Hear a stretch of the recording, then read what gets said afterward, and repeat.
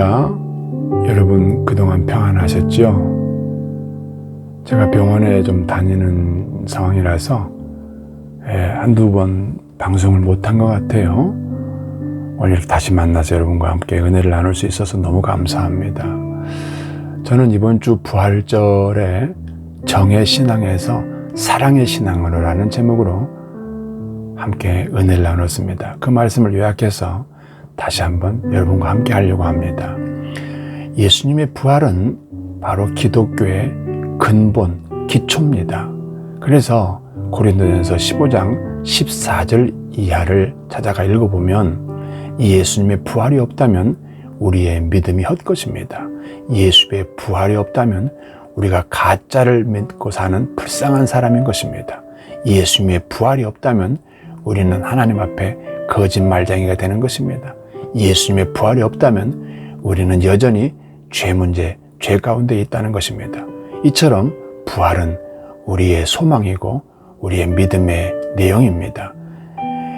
예수님의 부활이 이 부활절에 여러분에게 힘이 되시고 평안이 되시고 그 부활의 사망 권세를 이기신 부활의 능력이 여러분 개인과 가정에 넘치시기를 다시 한번 축복합니다. 제가 오늘 말씀드린 대로 먼저 정의 신앙에 대해서 우선 좀 생각을 해보겠습니다. 사전에는 정의란 마음의 작용이나 움직임이라고 이렇게 해석을 합니다. 이 말을 정의 뿌리는 사람의 감정이다 이런 얘기겠죠. 그렇기 때문에 정은 지극히 가변적입니다. 예를 들면은 정을 붙인다 그런 표현이 있고 또 정이 떨어진다 하는 말도 있잖아요. 그래서 정나미가 떨어진다 하는 이런 표현들은 정이라는 것은 감정에 의해서 오락가락한다 이런 말이 되는 것입니다. 그런데 막달라 마리아를 통해서 정의 신앙이 어떤 것인지를 좀 먼저 확인해 보도록 합시다. 예수님의 부활하신 후에 최초로 만나준 사람이 최초로 예수님의 부활을 만난 사람이 막달라 마리아예요.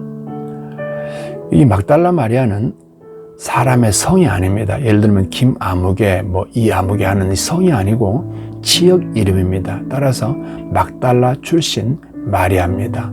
그런데 이 마리아에 대해서 마가복음 16장 9절 이하에는요, 7 귀신이 들렸던 여인이다. 그런데 예수님을 통해서 바로 귀신에게서 노연함을 받은 여자다. 이렇게 표현합니다.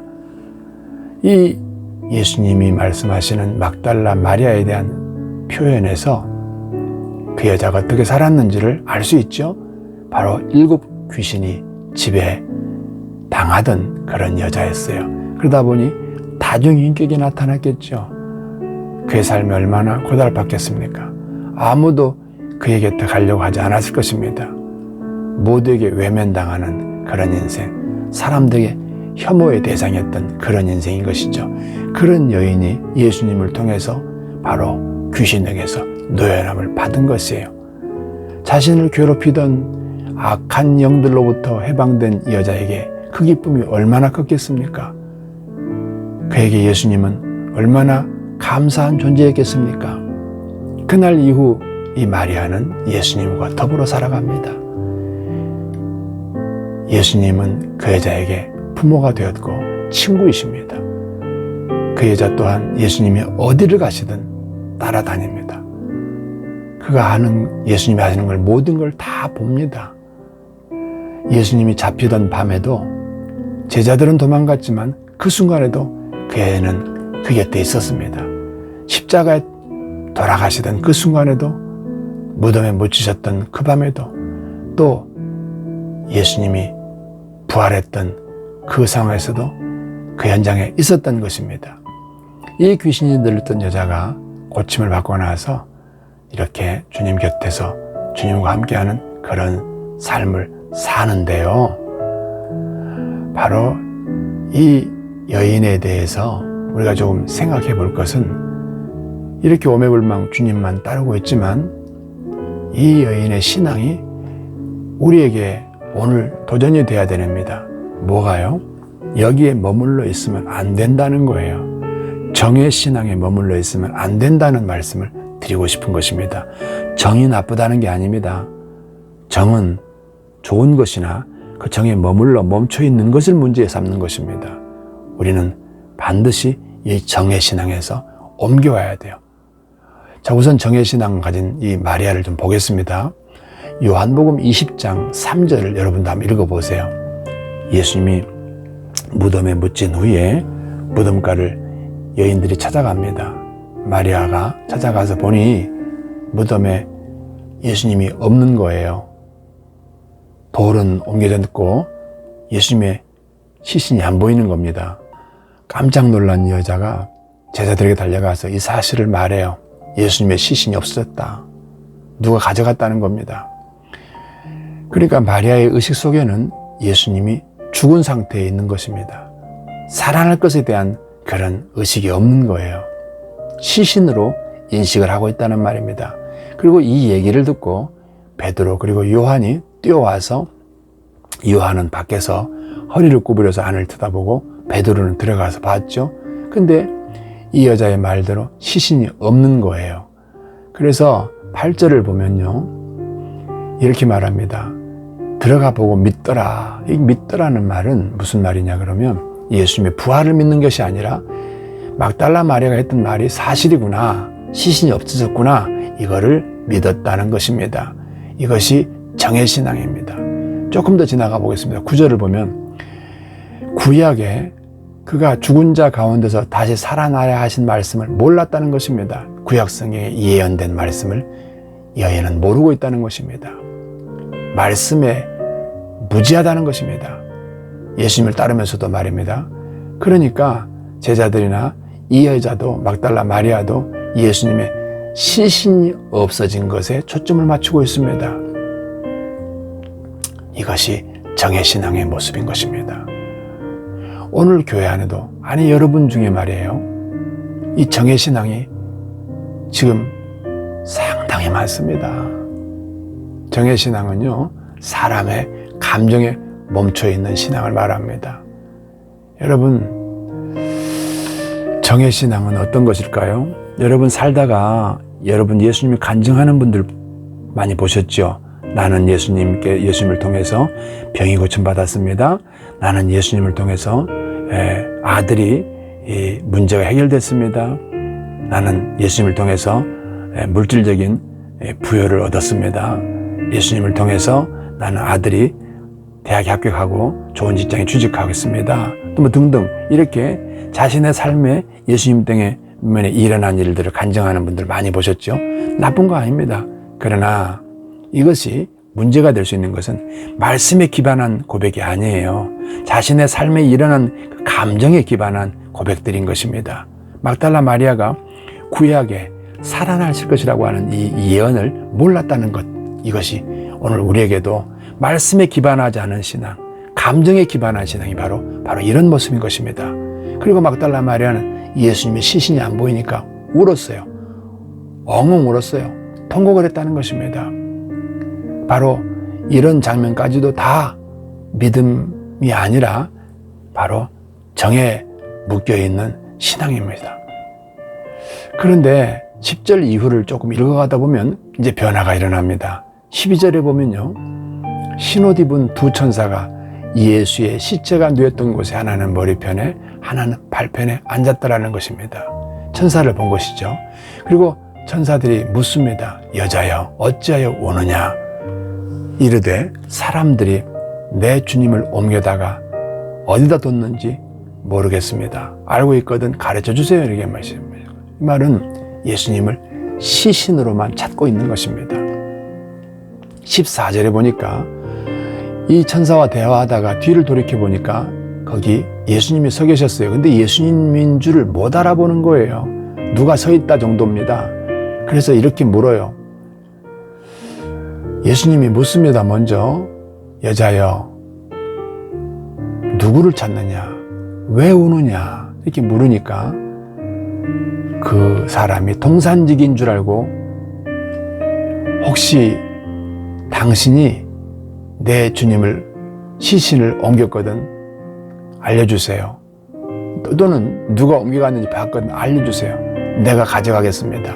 여자가 시신을 찾겠다는 이런 간절함이 있는 것이죠. 그러니까 이 정이 이만큼 대단합니다. 그런데 여기서 우리가 공감하고 그렇구나라고 넘어올 것이 아니라 우리가 문제점을 발견해야 된다는 것입니다. 예수님께서 그 여자에게 그 여자를 만나서 그 여자를 가까이 불러서 얘기를 하는 것이죠. 이 17절입니다. 여기서 우리는 결정적으로 우리의 신앙에 변화되어야 될 포인트를 찾을 수 있습니다. 17절이에요. 예수님께서 말씀하십니다. 나를 붙들지 말라.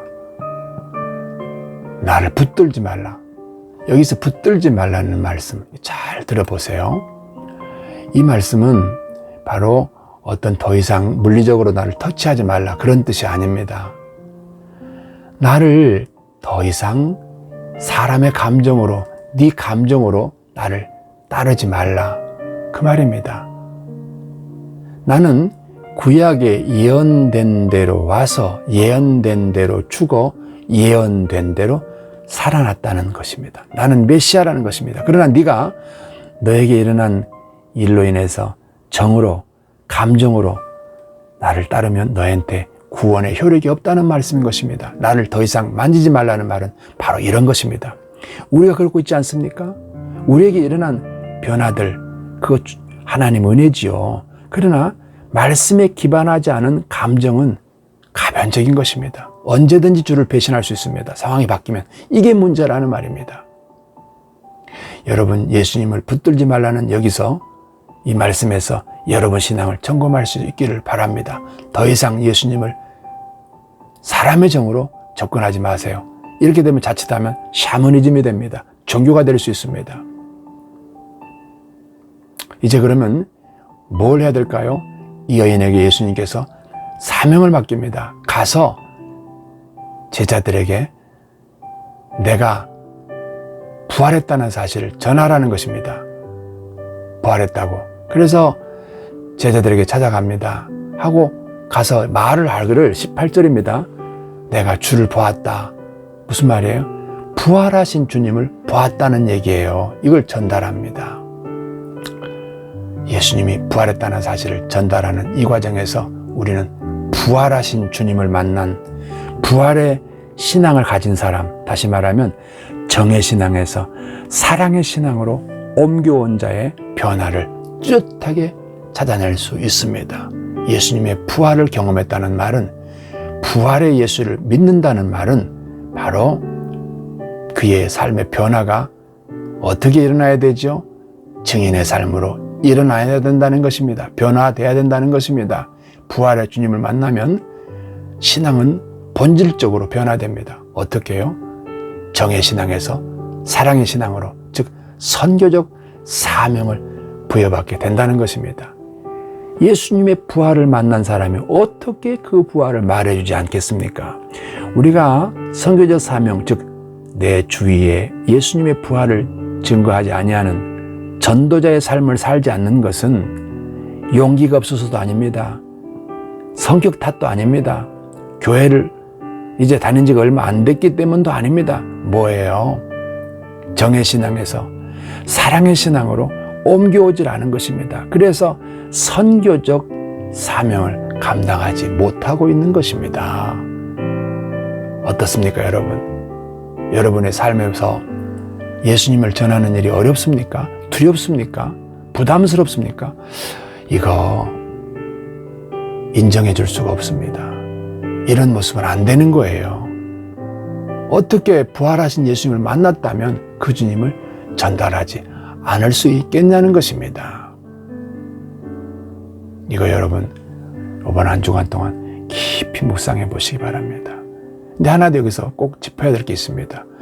막달라 마리아가 예수님이 부활했다는 사실을 어떻게 알았습니까? 그분과 예수님과 말씀을 통해서 알았습니다.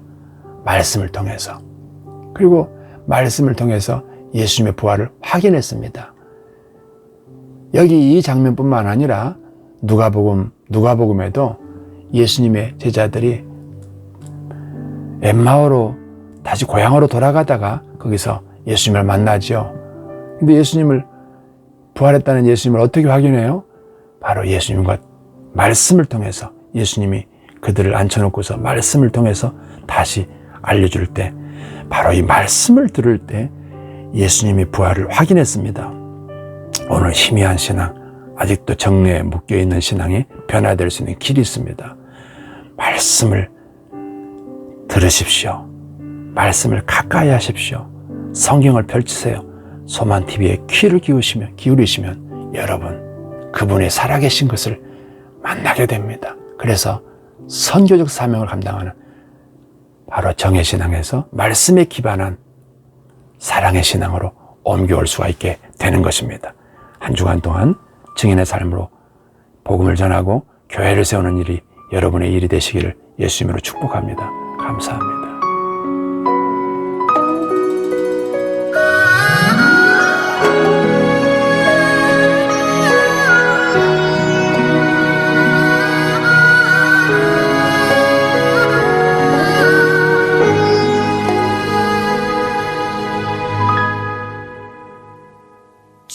주님이 홀로 가신 그 길 나도 따라가오. 모든 물과 피를 흘리신 그 길을 나도 가오. 험한 산도 괜찮소. 바닷가